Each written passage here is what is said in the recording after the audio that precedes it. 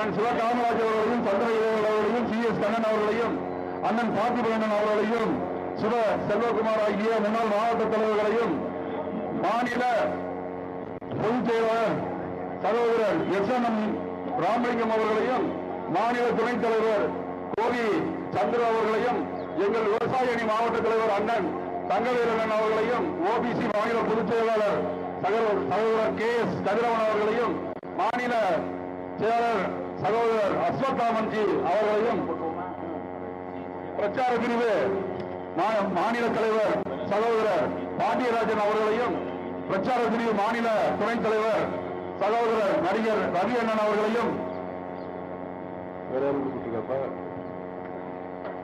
மற்றும் இந்த கூட்டத்தில் கலந்து கொண்டு சிறப்பித்துக் கொண்டிருக்கும் அத்தனை தாமரை சொந்தங்களும் விவசாய சொந்தங்களையும்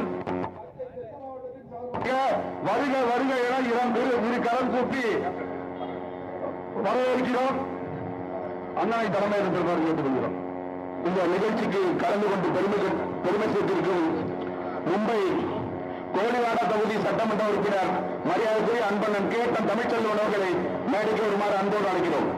இந்த கூட்டத்திற்கு வருவதையும் மகாராஷ்டிரா எம்எல்ஏ அண்ணன் கேப்டன் செல்வன் அவர்களை வருவதையான வரவேற்கிறோம். அந்த கோஷ பேப்பரை கொடுங்க.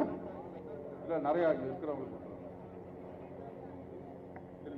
கண்டிக்கின்றோம் கண்டிக்கின்றோம் கண்டிக்கின்றோம் கண்டிக்கின்றோம் தமிழக அரசு காங்கிரஸ் அரசு தமிழக அரசு காங்கிரஸ் அரசு கண்டிக்கின்றோம் கண்டிக்கின்றோம் கண்டிக்கின்றோம் கண்டிக்கின்றோம் தமிழக அரசு காங்கிரஸ் அரசு தமிழக அரசு காங்கிரஸ் அரசு வஞ்சிக்காதே வஞ்சிக்காதே வஞ்சிக்காது வஞ்சிக்காது தமிழக விவசாயிகளை வஞ்சிக்காதே தமிழக விவசாயிகளை வஞ்சிக்காது கண்டிக்கின்றோம் கண்டிக்கின்றோம் கண்டிக்கின்றோம் கண்டிக்கின்றோம் காவிரி நீரை விட மறுக்கும் தமிழக காங்கிரஸ் அரசை கண்டிக்கின்றோம் தமிழக காங்கிரஸ் அரசை கண்டிக்கின்றோம் பதவி விலகு பதவி விலகு பதவி விலகு பதவி விலகு காவிரி நீரை தர மறுக்கும் காவிரி நீரை தர மறுக்கும் தமிழக அரசு காங்கிரஸ் அரசு தமிழக அரசை காங்கிரஸ் அரசு பதவி விலகு பதவி விலகு பதவி விலகு பதவி விலகு அமல்படுத்து அமல்படுத்து அமல்படுத்தி அமல்படுத்தி காவிரி ஆணையத்தின் உத்தரவு காவிரி ஆணையின் உத்தரவை அமல்படுத்து அமல்படுத்து அமல்படுத்தி அமல்படுத்தி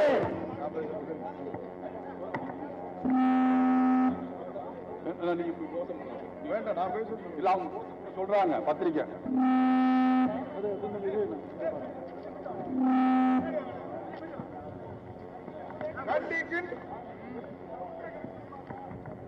என்னப்பா கண்டிக்கிறோம் கண்டிக்கிறோம் கண்டிக்கிறோம் கண்டிக்கிறோம் கர்நாடக காங்கிரஸ் அரசை கண்டிக்கிறோம் கர்நாடக காங்கிரஸ் அரசை கண்டிக்கிறோம் கண்டிக்கிறோம் கண்டிக்கிறோம் கண்டிக்கிறோம் கண்டிக்கிறோம் கர்நாடக காங்கிரஸ் அரசை கண்டிக்கிறோம் கர்நாடக காங்கிரஸ் அரசை கண்டிக்கிறோம் காவிரி நீரை கொடு காவிரி நீரை கொடு காவிரி நீரை கொடு காவிரி நீரை கொடு தமிழ்நாட்டுக்கு உரிய நீரை கொடு தமிழகத்துக்கு உரிய நீரை கொடு வஞ்சிக்காதே வஞ்சிக்காதே வஞ்சிக்காதே வஞ்சிக்காதே தமிழக விவசாயிகளை வஞ்சிக்காதே தமிழக விவசாயிகளை வஞ்சிக்காதே கர்நாடக அரசு காங்கிரஸ் அரசு கர்நாடக அரசு காங்கிரஸ் அரசு காவிரி நீரை கொடு காவிரி நீரை கொடு காவிரி நீரை கொடு காவிரி நீரை பதவி விலகு பதவி விலகு பதவி விலகு பதவி விலகு கர்நாடக காங்கிரஸ் அரசு பதவி விலகு கர்நாடக காங்கிரஸ் அரசு பதவி விலகு விட்டு விலகு விட்டு விலகு விட்டு விலகு கூட்டணி விட்டு விலகு அமல்படுத்து அமல்படுத்து அமல்படுத்து காவிரி ஆணையத்தின் உத்தரவை காவிரி ஆணையத்தின்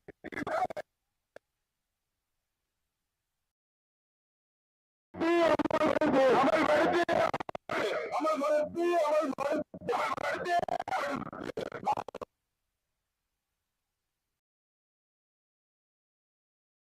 அமல்படுத்து உத்தரவை அமல்படுத்தி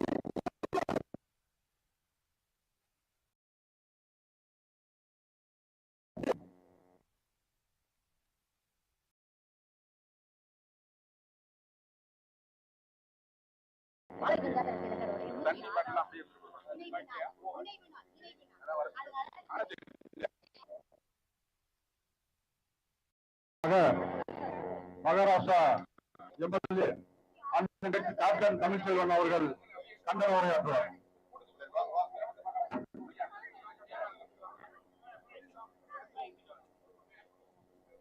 கர்நாடக அரங்கத்தை எதிர்த்து டெல்டா மாவட்டத்தில் விவசாயிகளுடைய நலனுக்காகவும் தமிழகம் மட்டுமல்லாது இந்தியாவுக்கு அனைத்தும் உணவுப் பொருளை உற்பத்தி செய்து வழங்கிக் கொண்டிருக்கும் தஞ்சை மாவட்டம் மற்றும் டெல்டா மாவட்டங்களுக்கு காவிரி நீருக்கு குறுக்கே அணை கட்ட முயற்சிக்கும் கர்நாடக அரசாங்கத்தை கண்டித்து இந்த மாபெரும் பேரணியை நடத்தி கொண்டிருக்கும் தமிழ்நாடு தலைவர் ஐயா நயினார் அவர்களே, ஐயா மேனன் அவர்களே, கருப்பு முருகானந்தம் அவர்களே, தஞ்சை மாவட்ட தலைவர் அவர்களே, மேடையில் அமர்ந்திருக்கும் பாரதிய ஜனதா பார்ட்டியினுடைய சுதந்திர அனைவருக்கும் எனது பொன்மாலை பொழுதில் வணக்கத்தை தெரிவித்துக் கொண்டு, ஒரு நதிங்கிறது எந்த மாநிலத்துக்கும் சொந்தமில்லை. இது ஒரு தேசிய சொத்து. அதான் நம்ம முன்னோர்கள் சொன்னார்கள், வங்கத்தில் ஓடி வரும் நீரின் மிசையால் மையத்து நாடுகளில் பயிர் செய்வோம். இங்கே ஓடுற நதியை கொண்டு வந்து எல்லா இடத்துக்கும் நாங்க பயிர் செய்வோம் அப்படின்னு சொல்லி அப்பவே நமது முன்னோர்கள் சொல்லியிருக்காங்க. 300 வருஷம் 500 வருஷத்துக்கு முன்னால யார் அப்பம் சொத்தும் கிடையாது.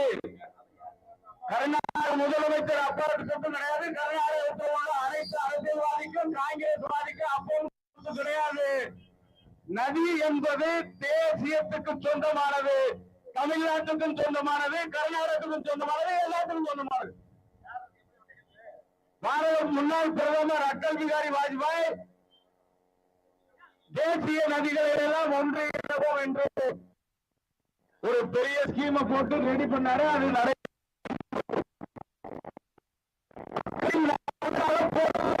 ஒரே கட்சி அடல்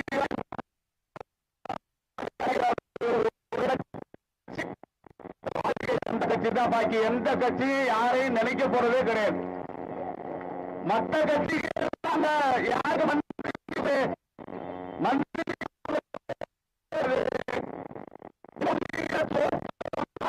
யாரு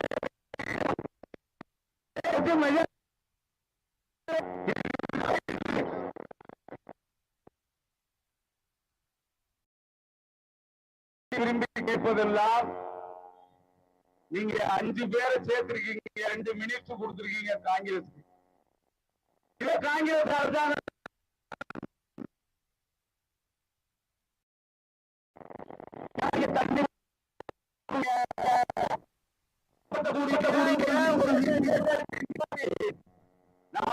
வேண்டி விரும்பி கேட்டுக்கிறது என்ன சொன்னா,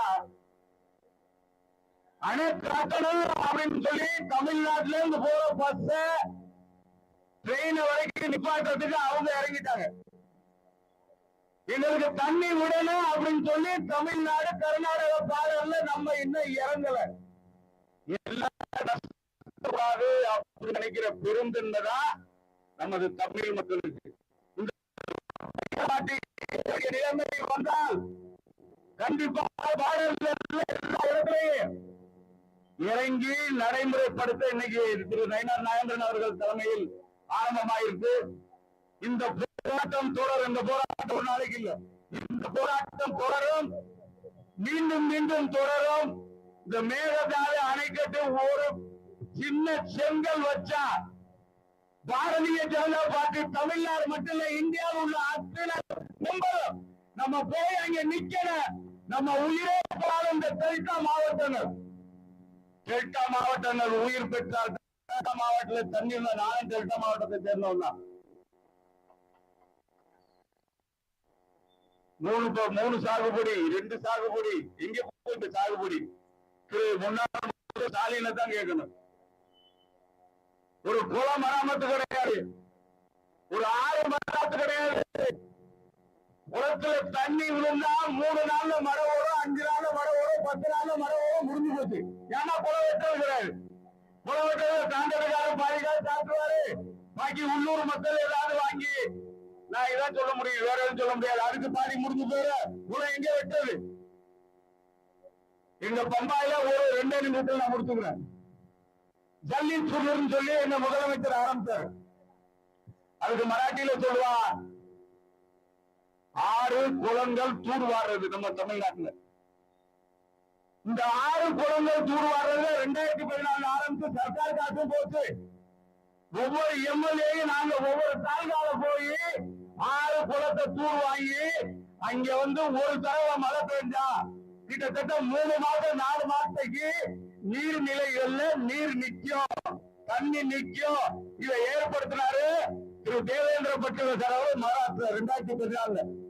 இப்ப எங்களுக்கு தண்ணி கொஞ்சம் கிடையாது. இங்க ஸ்டாலின் கல்லு கடையை, சாராய கடையை, ஒயின் காப்போ கட்சிக்கு நிதியை வாங்கி வாங்கி வாங்கி வாங்கி எந்த நீர்நிலையை பண்ணாங்க? ஒரு நீர்நிலையும் பண்ணல. நீர்நிலைகள் அதிகமாக வேண்டும். நீர்நிலைகள் அதிகமான அந்த தண்ணி வந்தாலும் வரலனாலும் டெல்டா மாவட்டத்துல நம்ம தான் போர்வீல வச்சுதான் ஓடுறோம். போர்வீல வச்சு ஓட்டுற காலம் மாறி திருப்பி நான் உங்கள்கிட்ட எல்லாம் இன்னொன்று நான் சொல்ல விரும்புறேன். எங்க இருந்து தண்ணி வருதோ, எங்க இருந்து தண்ணி வருதோ அந்த தண்ணியை நம்பி நம்ம இருக்கிற காலம் போய் நம்மளே விவசாயத்துக்கு தண்ணியை பயன்படுத்தக்கூடிய நிலைமையை நம்ம ஏற்படுத்த வேணும்னா அரசாங்கம் வேற சிட்டியில மட்டும் போய் ஒரு கார் விடுறது, மோட்டர் சைக்கிள் வர்றது அரசாங்கம் கிடையாது. நீர்நிலைகளை மராமத்து பண்ணுங்க. மழை பெய்யும்னா மழை தண்ணி வேஸ்ட் ஆகாம அந்த ஊருக்கு உழவுன, அந்த விவசாயிக்கு உழவுன கிரவுண்ட் வாட்டர் ஏறணும், போர்வில்ல தண்ணி வரணும். அப்பதான் காவிரி தண்ணி வரலனாலும் மழை பெய்யலனாலும் காவிரியில அதிகமா தண்ணி வரும். எப்ப ஒவ்வொரு மழை பெய்ஞ்சா கர்நாடகாரன் எல்லாத்தையும் போட்டு அழிச்சிட்டு போகணும் தோல்விடுவான். அப்ப மட்டும் தமிழ்நாடு அவருக்கு தெரியும். தண்ணி இல்லைன்னா தமிழ்நாடு அவருக்கு தெரியாது. என்னைக்கு அது மாதிரி திறந்து விடுறானோ அன்னைக்கு நம்ம கேட்போம். திறந்து விடுறதுனால மேலதாடு அணைக்கத்துல ஒரு கல் வச்சாலும் நம்ம விட மாட்டோம். எல்லாரும் ஒண்ணு சேர்ந்து போராடுவோம், வெற்றி பெறுவோம், வெற்றி பெறுவோம். நன்றி, வணக்கம்.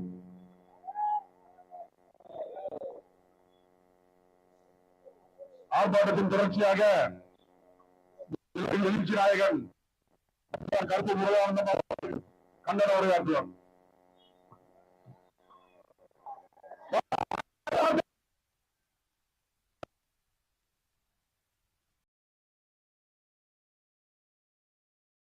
தலைவர் மரியாதை மாநிலத்தினுடைய தலைவரான நயனா நாகேந்திரன் அவர்களை மற்றும் மேடையிலே அமர்ந்திருக்கக்கூடிய நம்முடைய தேசிய பொறுப்பாளர் மரியாதைக்குரிய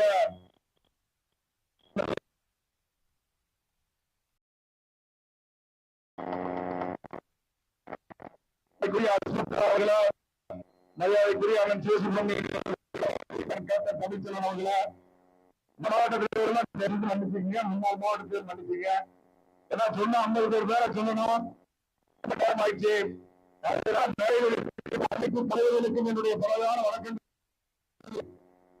என்னுடைய அழைப்பை ஏற்று இந்த கண்டன பேரணியிலே, கண்டன கூட்டத்திலே கலந்து கொண்டிருக்கக்கூடிய நம்முடைய டெல்டா பகுதியை சேர்ந்த அனைத்து பிரிவுகளுக்கும் பாரதிய கட்சியின் சார்பாக எங்களுடைய வழக்கங்களை தெரிந்து கொண்டு சரியாக செஞ்சிட்டு இருக்கு.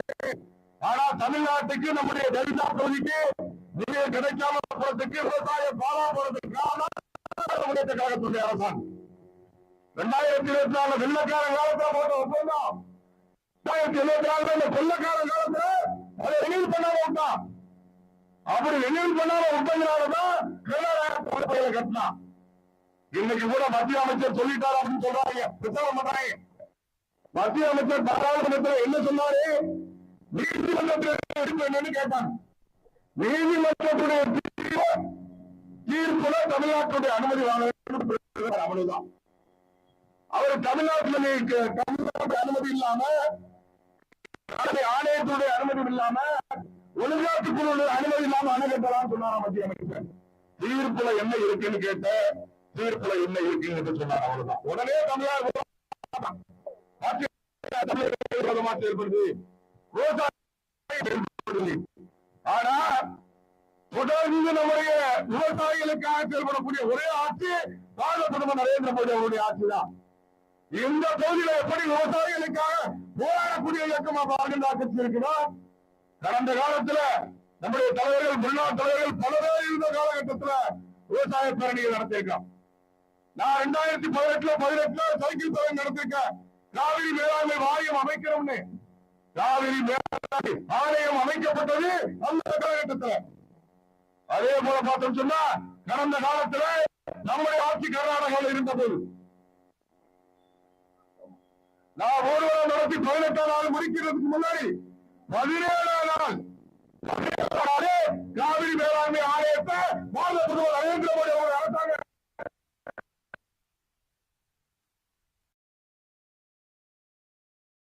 கூட்டணி ஆட்சி அந்த ஆணையத்தை அமைக்க முடியல.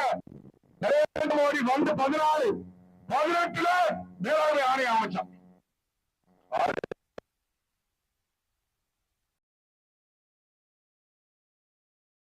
முதலமைச்சராக தமிழ்நாட்டில் மிகப்பெரிய உண்ணாவிரத போராட்டத்தை நடத்த கட்சி பாரதிய ஜனதா கட்சி. அதே மாதிரி இந்த பகுதியில் நிலக்கரி சுரங்க ஏலம் அறிவிப்பு விட்ட உடனே மத்திய அரசாங்கத்திட்ட பேசி ரத்து பண்ணிட்டு அதுக்கு நன்றி தெரிவித்து கூட்டம் போட்ட கட்சி இந்த பாரதிய ஜனதா கட்சி. மீத்தேன் திட்டத்தை கொண்டு வந்த கட்சி திராவிட முன்னேற்ற கழகம். அந்த மீத்தேன் திட்டத்தை ரத்து பண்ண கட்சி பாரதிய ஜனதா கட்சி. ஹைட்ரோ கார்பன் திட்டத்தை கொண்டு வந்தது திராவிட இயக்கங்கள். அந்த ஹைட்ரோ கார்பன் திட்டத்தை ரத்து பண்ணது பாரதிய ஜனதா கட்சி. எத்தனை பண்ணிருக்கு பாரதிய ஜனதா கட்சி? இந்த தஞ்சாவூர் பாரதிய ஜனதா கட்சி எத்தனை போராட்டம், எத்தனை ஆர்ப்பாட்டம் இந்த டெல்டா பகுதியில் இருக்கக்கூடிய ஒவ்வொரு மாவட்டத்திலையும் பல போராட்டத்தை இப்ப கூட திருவாரூர் மாவட்டத்தில் அந்த மாவட்ட தலைவர் அறிவுராம் பல போராட்டங்களை தொடர்ந்து நடத்திட்டு இருந்தார். விவசாயிகளுக்காக முதல்ல போராடக்கூடிய ஒரே இயக்கம் பாரதிய ஜனதா கட்சி தான். அதே மாதிரி விவசாயிகளை பத்தி சிந்திக்கக்கூடிய ஒரே ஆட்சி பாரதிய ஜனதா கட்சியுடைய ஆட்சி தான். பாரத பிரதமர் நரேந்திர மோடி தான் விவசாயிகளுக்கு ஆண்டுக்கு 6000 ரூபாய் பணம் கொடுக்கிறார். 50 ஆண்டு காலமாக இருந்த காங்கிரஸ் கட்சியுடைய ஆட்சியில விவசாயிகளுக்கு ஆண்டுக்கு 6000 ரூபாய் கொடுக்கணும், விவசாயிகளுக்கு ஊக்கத்தொகை கொடுக்கணும் அப்படிங்கிற எந்த சிந்தனையாவது இந்த அரசாங்கத்துக்கு இருந்திருக்கா? கம்யூனிஸ்ட் கட்சிக்காரன் பேசுறான், மத்திய அரசாங்கம் ஒருதலை பட்சமா செயல்படுத்துகிறான். மத்திய அரசாங்கம் என்னைக்கு ஒருதலை பட்சமா செயல்பட்டு இருக்கு?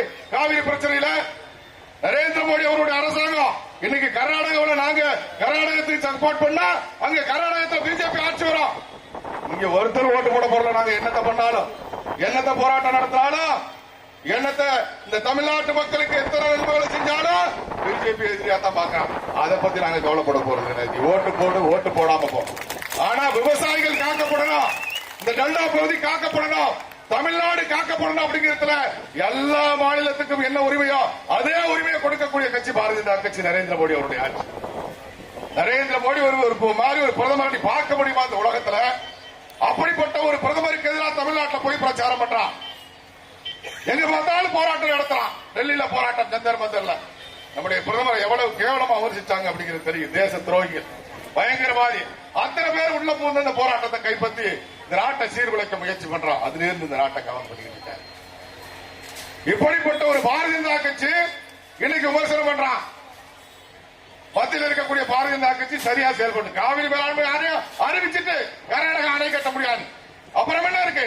இந்த முதலமைச்சர் அங்க பேச்சுவார்த்தைக்கு போகலன்னாரு, வராதுன்ட்டு அவன் முடிஞ்சு போச்சு. நீ தைரியமான ஆளா இருந்தா, உனக்கு வந்து துப்பு இருந்ததுன்னா, தில்லு இருந்ததுன்னா, எனக்கு என் தமிழ்நாட்டு கொடுக்கக்கூடிய நீரை கொடுக்கலன்னு சொன்னா கூட்டணி எனக்கு வேண்டாம்னு சொல்லி அறிவிக்க வேண்டிய முதலமைச்சர் எதுக்கு அவனை தேடி போகணும்?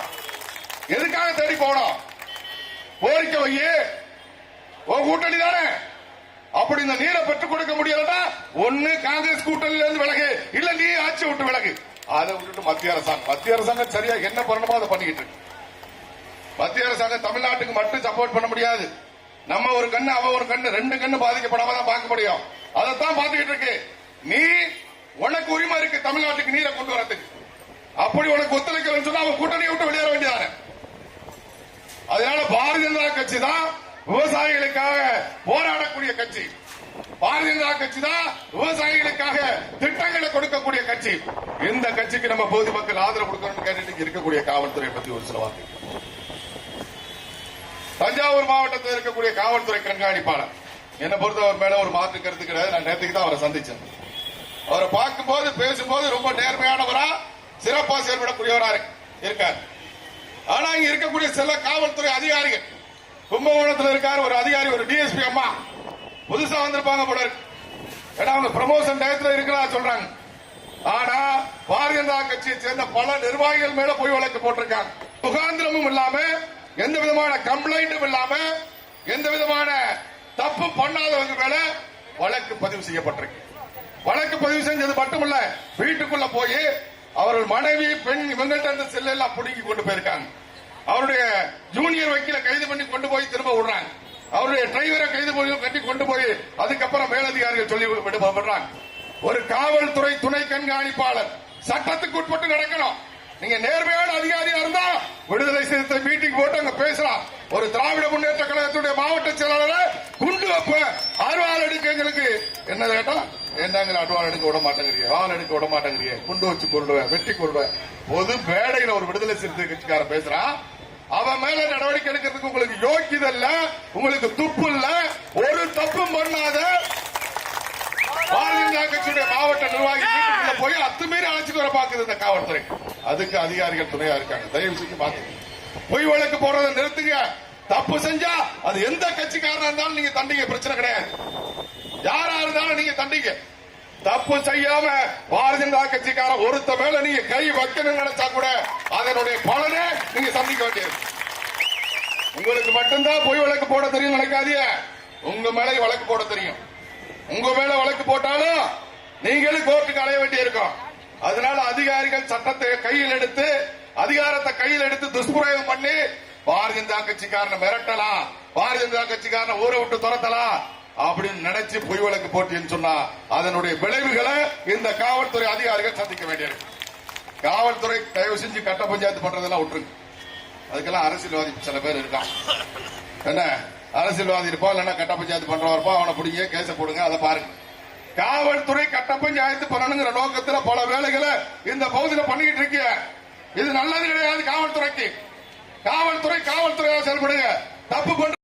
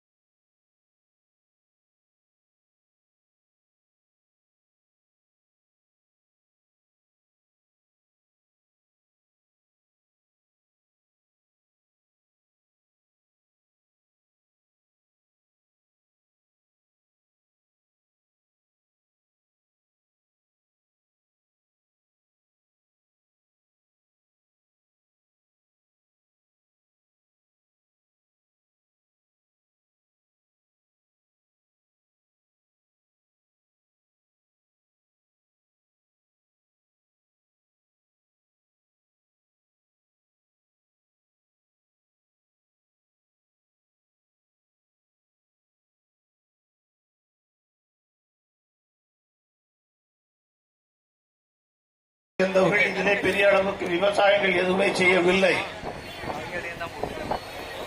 காவிரி என்று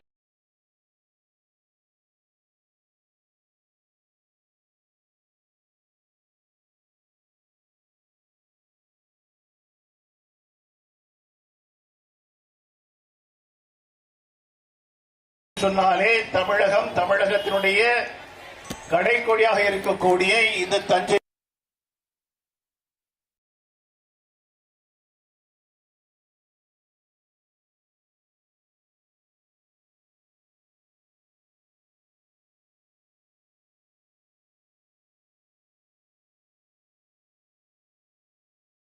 கட்டி இருக்கிறது 2வது நூற்றாண்டு. அந்த நேரத்தில் கர்நாடகாவில் தடுப்பணை எதுவுமே கிடையாது. அதுக்கு பிற்காலத்திலும் கூட கிடையாது. ஹைதர் அலி காலத்தில் கிடையாது. திப்பு சுல்தான் காலத்தில் கிடையாது. ரொம்ப பின்னாடி 1890களில் தான் காவிரியிலே அவர்களுக்கு நீர் தேவை என்கின்ற ஒரு மனநிலை வருகிறது. அன்றைக்கு அவர்கள் காவிரியிலே எங்களுக்கு உரிமை வேண்டும் என்று சொல்லி காவிரி நீரை தடுக்க ஆரம்பிக்கின்றார்கள். அப்ப அங்க மைசூர் ராஜ்யம், இங்க மெட்ராஸ் பிரசிடென்சி, ஆங்கிலேயருடைய ஆட்சி, அங்கே ராஜாவினுடைய ஆட்சி. அங்கே அணை கட்ட வேண்டும் என்கின்ற முயற்சியிலே அவர்கள் இறங்குகின்றார்கள். எப்ப அப்படின்னு சொன்னா 1892 ஒரு ஒப்பந்தம் வருது. அவங்களுக்கு தண்ணீர் எங்களுக்கு தேவை என்று சொல்லும் போது ஒரு ஒப்பந்தம் வருது. இன்றைய தமிழ்நாட்டுக்கும் இன்றைய கர்நாடக மாநிலத்திற்கு ஒரு ஒப்பந்தம் ஏற்படுது. முதல் ஒப்பந்தம் 1892 ஏற்பட்ட ஒப்பந்தம். அந்த ஒப்பந்தத்தினுடைய அடிநாதம் என்ன என்று சொன்னால், ஆதாரம் என்ன என்று சொன்னால், காவிரியிலே எந்த காரணத்தை கொண்டும் கர்நாடகம் எந்தவித அணையும் கட்டக்கூடாது. அப்படி கட்ட வேண்டும் என்று சொன்னால் அந்த நதிநீரை பயன்படுத்திக் கொண்டிருக்கக்கூடிய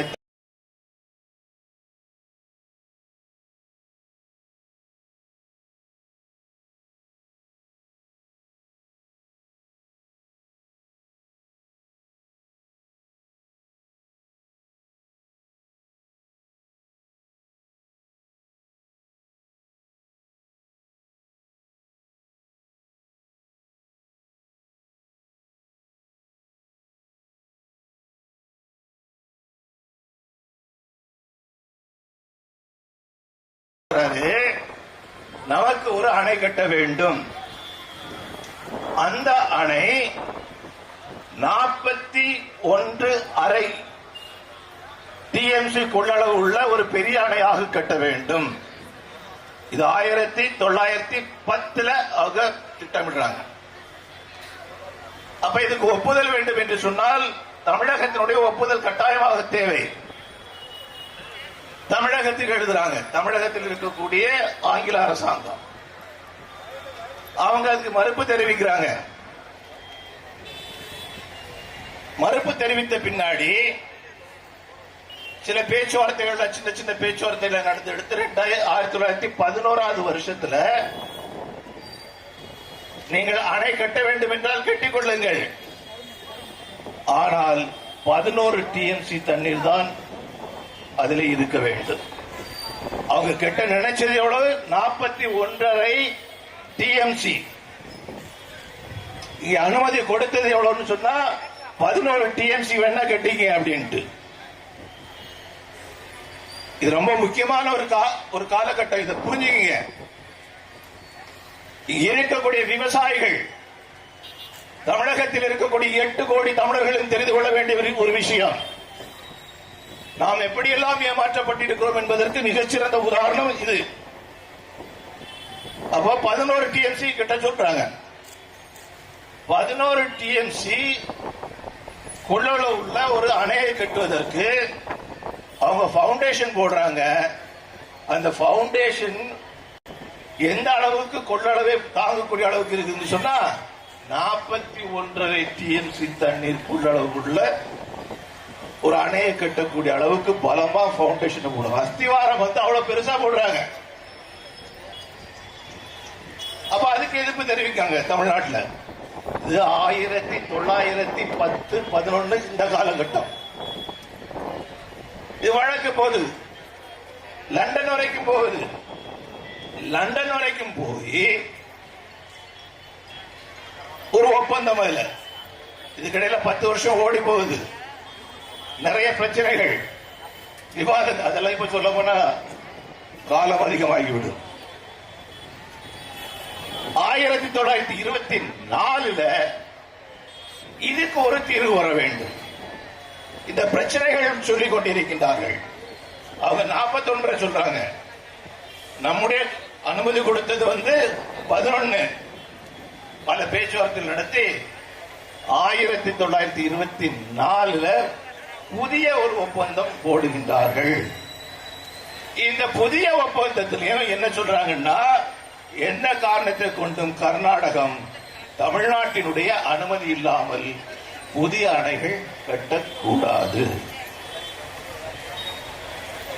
1992 அதுதான் கண்டிஷன், 1924 அதுதான் கண்டிஷன். இப்போ இதுல ஒரு காம்ப்ரமைஸ் ஆகுது. இங்களுடைய விவசாயிகள் நம்முடைய அப்பம் பாட்டெல்லாம் எப்படி எல்லாம் ஏமாற்றப்பட்டிருக்கிறார்கள் என்பதற்கு தெரிவதற்கு இதான் முக்கியமான ஒரு காரணம். 92 கட்டப்படான் 10 அவருடைய முயற்சி எல்லாம் தடுத்தாங்க. 11 கட்டணாச்சுன்னா நீ 11 TMC கட்டிங்கன்னாங்க. நிறைய இழுபறி. 24 கட்டிங்க, 24 கட்டிங்க கட்டிங்கன்னு சொல்லும் போது இங்க கொஞ்சம் பேர் விவசாயிகள் அழுதுட்டு இருப்பான்ல, இந்த விவசாயிகளுக்கு ஒரு சூப்பு முட்டாய் கொடுக்கணும். இந்த சூப்பு முட்டாய் எது அப்படின்னா, இன்னைக்கு இருக்கக்கூடிய மேட்டூர் அணை, அந்த சூப்பு முட்டாய். அவன் கண்ணம்பாடி இன்னைக்கு KRS அந்த அணையை அவன் கட்டிக்கிட்டோம். அவனை விட்டுருங்க, நீங்களும் ஒண்ணு கட்டிக்கிடு, நீங்களும் ஒண்ணு கட்டிக்கிடுன்னு அப்படி வந்ததுதான் மேட்டூர். மேட்டூர் நாம் உரிமைப்பட்டி கட்டிய விஷயம் கிடையாது. அவனை காம்ப்ரமைஸ் பண்றதுக்காக கட்டப்பட்ட அணை மேட்டூர் அணை.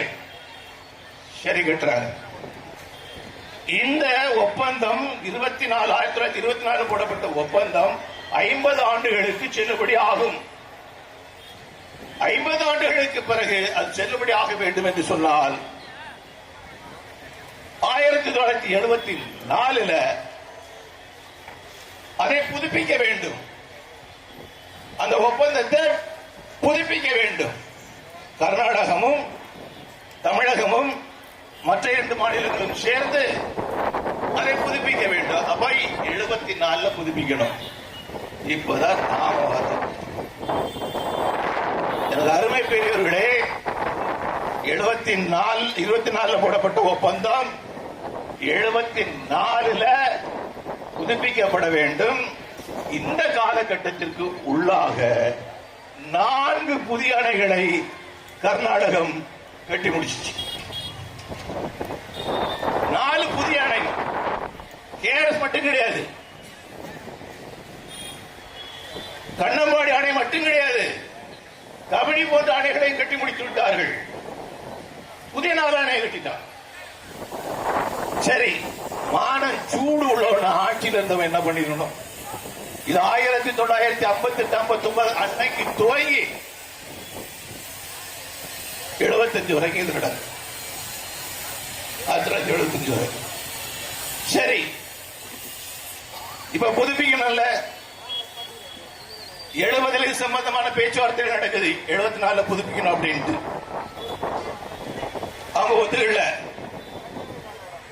கர்நாடகா என்ன சொன்னா, 24 போடப்பட்ட ஒப்பந்தம் 50 ஆண்டுகளுக்கு செல்லுபடி ஆகும். அது ஆகாது. சட்டாள பாவிகளா, செல்லுபடி ஆகும் 50 ஆண்டுக்கு சொல்லிக்கிட்டு நீ 4 அணையை கட்டி முடிச்சாச்சு. 4 அணையை கட்டி முடிச்சாச்சு. எவன்கிட்ட கேட்டு கேட்ட?